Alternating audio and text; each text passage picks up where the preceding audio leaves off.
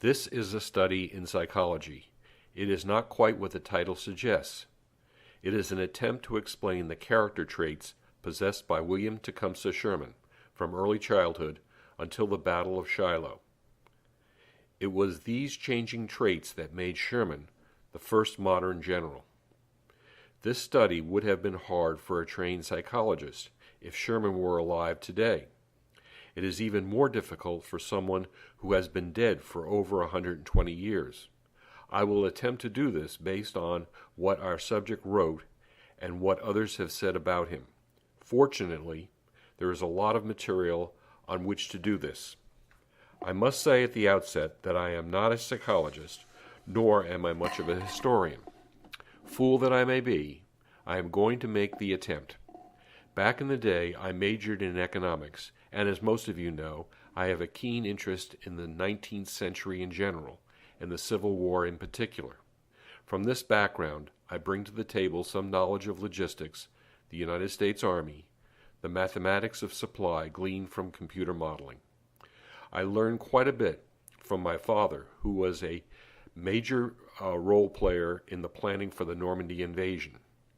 This is not original work.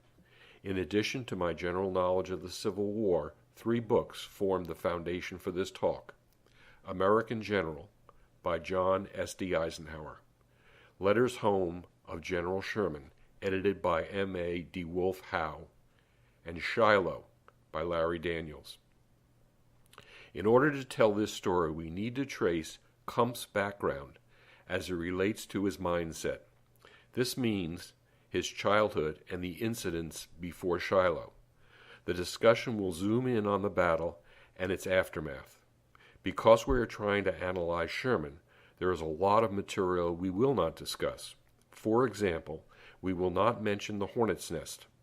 Some of the little vignettes will only be told in part as they pertain to the thought process. One of the most impressive features of Sherman's mind is his ability to look at the facts on the ground and see the big picture. The best example of this is a dinner conversation with faculty member David Boyd of the Louisiana College that had Sherman as his president. As recalled by Boyd, it is worth taking time to listen to Sherman's words on December 24th, 1860. You people of the South do not know what you are doing. This country will be drenched in blood, and God only knows how it will end. It is all folly, madness, a crime against civilization. You people speak so lightly of war. You don't know what you're talking about. War is a terrible thing. You mistake, too, the people of the North. They are a peaceable people, but an earnest people. They will fight, too. They are not going to let this country be destroyed without a mighty effort to save it.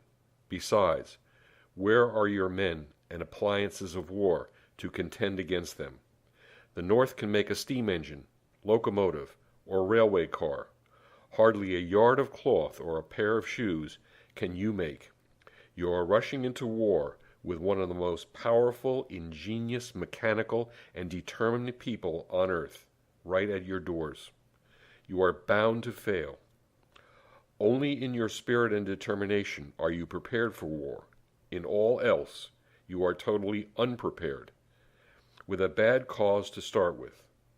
At first, you will make headway, but as your limited resources begin to fail, shut out from markets of Europe, as you will be, your cause will begin to wane.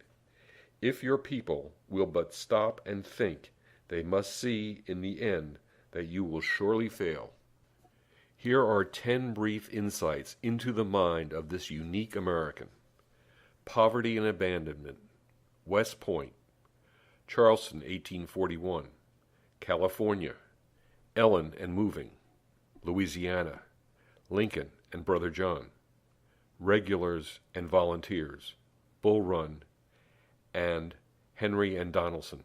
William Tecumseh Sherman, called Kump by his friends and family, was born into a prominent family. His father was a member of the Ohio Supreme Court. Sadly, his father died when Kump was 9. The family was destitute. His mother, with 9 of 11 children to raise, kept the 3 youngest at home with her while the oldest 6 were raised by friends. William went to live in the household of Thomas Ewing. This was very fortunate, as the Ewings were very kind, but still, young William felt, and this is key, abandoned. This is the first critical mindset that will play a large part in our story. The Ewings had a daughter, Ellen, who will become a significant part of Sherman's life. While he was at West Point, we see another element in Sherman's character. Sherman was very observant. We know this through the vehicle of his letters home, many of which survive because Ellen kept them. For example, Kump writes about the physical features of the campus, like the Kosciuszko Monument pictured here. He describes himself as a happy cadet. The Army notes that he was credible but unremarkable. He ranks 6th out of the graduating class of 47. He would have ranked 4th if it were not for his tendency not to regard neatness in dress and form as important. He concluded that he himself was not a good soldier. In the spring of 1839, Sherman writes home about the possibility of war with England and Canada, or at least some trouble with Indians. He comments that this would be good for the cadets at West Point, as they would get into the field and do what they were trained to do.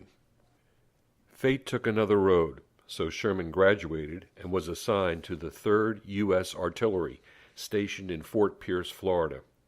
Although the Seminole War was still on, and is in fact still on today, as there was never a formal end to that conflict, there was almost no combat. What Sherman did see was Army life at a station out in the wilderness. In 1841, his unit was transferred to Fort Moultrie, just outside Charleston, South Carolina. Here we get some insights into Sherman's feelings about the South. Over the next 4 years, he will mix with all levels of Southern society, but mainly with the elite. He would conclude that Southerners had steel and determination under a veneer of charm and hospitality. Thus, Sherman and Winfield Scott, a Southerner, would be among the few who understood the mettle of their enemy almost 20 years later.